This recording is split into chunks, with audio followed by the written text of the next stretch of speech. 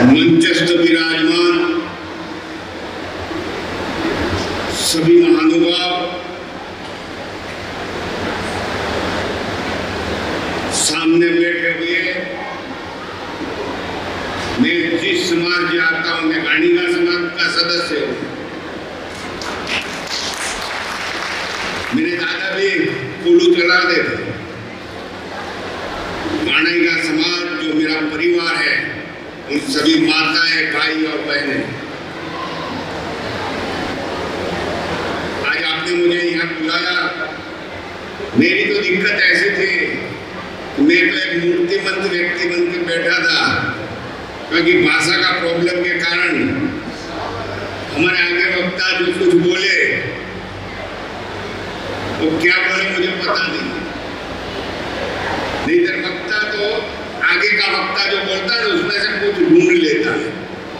मेरी हालत तो क्या है कि पहले कक्षा का विद्यार्थी हूँ आपके सामने। यदि मेरे से गलती हो जाए तो क्षमा करें। आज पूरे विश्व में गाणिगा समाज का नाम गाणिगा समाज के एक बेटे ने रोशन किया है। आप कहीं भी जाओ,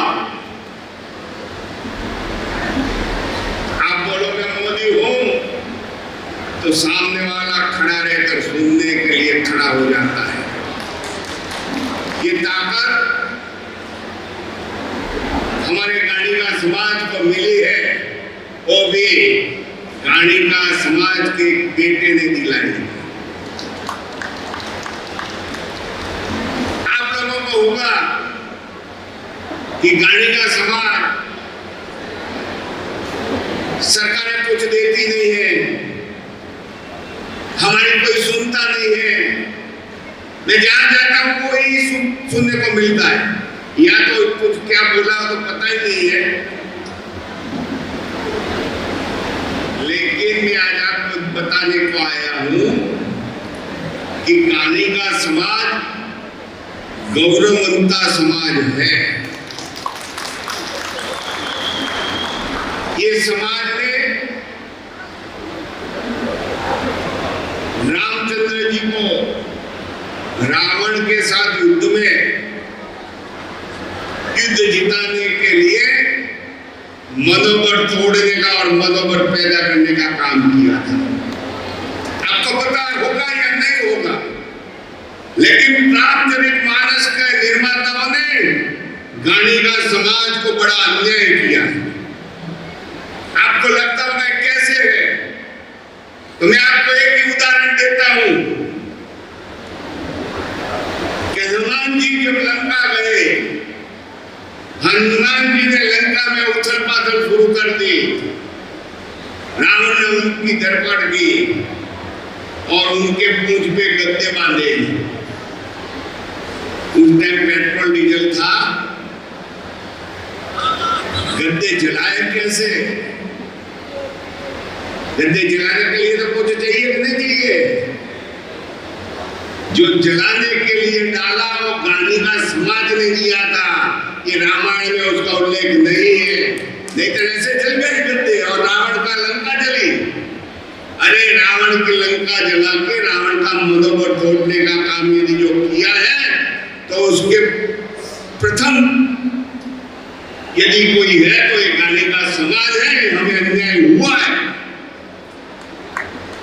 और गाणिगा समाज ने जो तेल दिया है, जिसका उपयोग रावण ने किया और रावण के लंका जलाने का काम भी रावण ने किया, लेकिन सहयोग गाणिगा समाज का था। इसीलिए राम का विजय हुआ, रावण का मनोबल टूटा और रामायण में रावण की हार हुई। ये गाणिगा समाज का बड़ा उपलब्धि है। आपको लगता होगा गाणिगा समाज, अरे इस देश को आजादी दिलाने वाला महात्मा गांधी, मुझे पता है कि चेन्नई में 89 में तुषार गांधी ने जाहिर सभा में कहा था, जो पोता लगता है गांधी जी का, कि हम तेली हैं। तो देश को आजादी दिलाने के लिए गांधी का समाज अग्रसर था और है। आज तुम्हारे गाड़ी का समाज जिस बेटे के जरिए देश में से भ्रष्टाचार नाबूद, सबका विकास, सबका विश्वास और सबका साथ लेकर पूरे विश्व में भारत का नाम रोशन कर रहा है, ये भी गांधी का समाज की उपलब्धि है। इसीलिए हमें यह नहीं सोचना चाहिए कि गांधी का समाज क्या है, कोई पूछता है, सब पूछते हैं, लेकिन कमी हमारे में है, हम संगठित नहीं हैं। मैंने पूरा हिंदुस्तान का दौरा किया है, मुझे पता है पूरे हिंदुस्तान में गांधी का समाज यानी हम तेली 14 करोड़ से ज्यादा है। देश की आबादी का 10वां हिस्सा पाकिस्तान की आबादी से ज्यादा। क्या नहीं कर सकते हम? अरे हम कुछ भी कर सकते हैं देश के लिए, लेकिन हमारे में जो निर्वस्ता पड़ी है उसको हटाने की जरूरत है। हमें कश्मीर से कन्याकुमारी, पश्चिम घाट से पूर्व घाट तक के जितने भी गांधी का समाज, तेली समाज के सदस्य हैं, उन सबको संगठित होना है और संगठित होकर सरकार को दिखाना है। और आप संगठित होकर दिखाओ, फिर देखो कौन सी राजकीय पार्टी है जो तुम्हारे दरवाजे पे दस्तक न दे, वो अपने आप आएगी तुम्हारे दरवाजे पे कि गांधी का समाज कहाँ है। इसके लिए हमें संगठित होना बहुत आवश्यक है। आपको लगता होगा कि मैं हवा में फेंक रहा हूं, लेकिन आप इतिहास गौर कीजिए। गुजरात में महाराणा प्रताप हो गए, शायद आपने नाम सुना हो या ना सुना हो। जब महाराणा प्रताप हल्दीघाटी के युद्ध में परिस्थितियां उसकी बिगड़ी, वो दर भटकता था,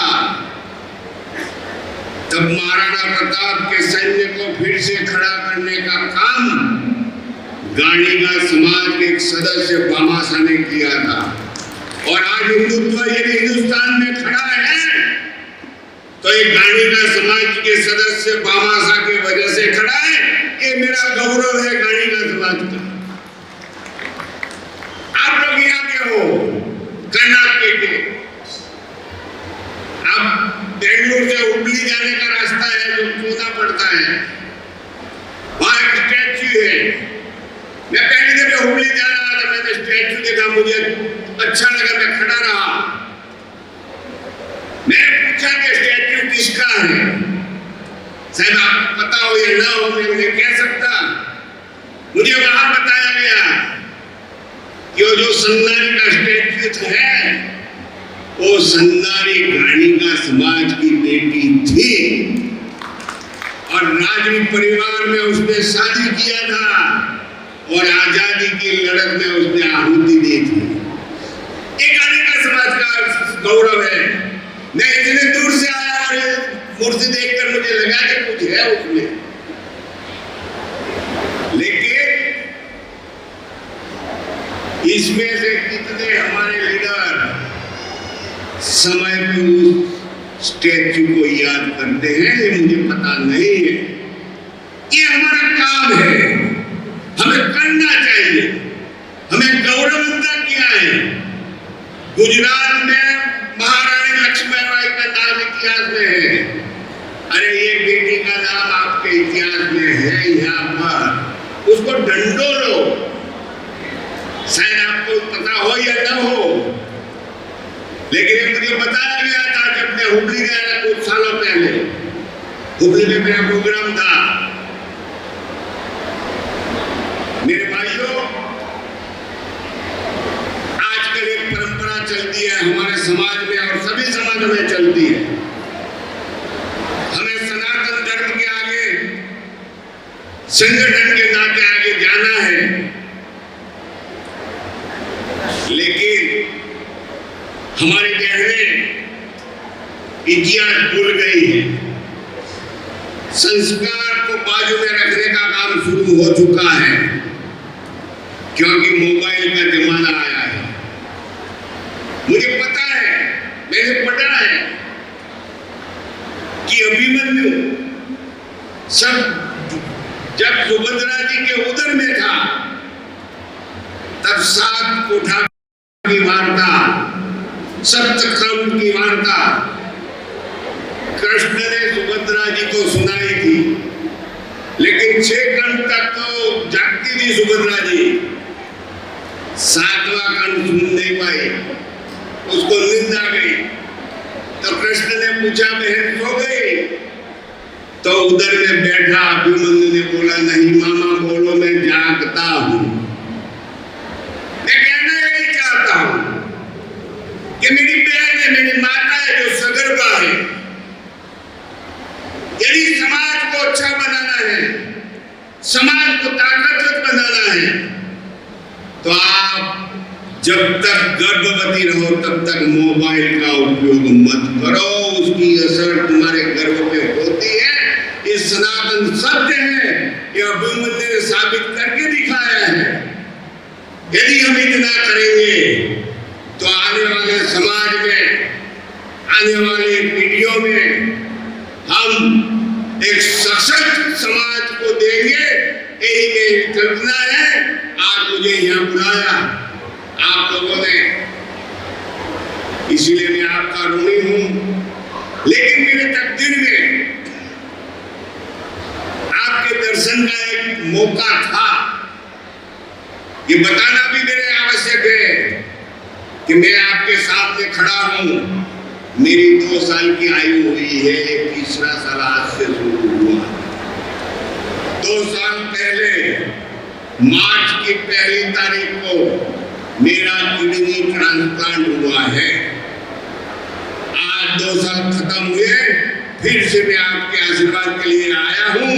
आप आशीर्वाद दीजिए, मेरा आयु ऐसा ही लंबा होता रहे और मैं आपके बीच आता रहूं। धन्यवाद। भारत माता की। ನಿಖರ ಸುದ್ದಿ, ಸದಭಿರುಚಿಯ ಕಾರ್ಯಕ್ರಮ. ನೀವು ನೋಡ್ತಾ ಇದ್ದೀರಾ ಕಹಳೆ ನ್ಯೂಸ್, ಸಮಾಜದ ಜಾಗೃತಿಗಾಗಿ ವಸ್ತುನಿಷ್ಠ ವರದಿ.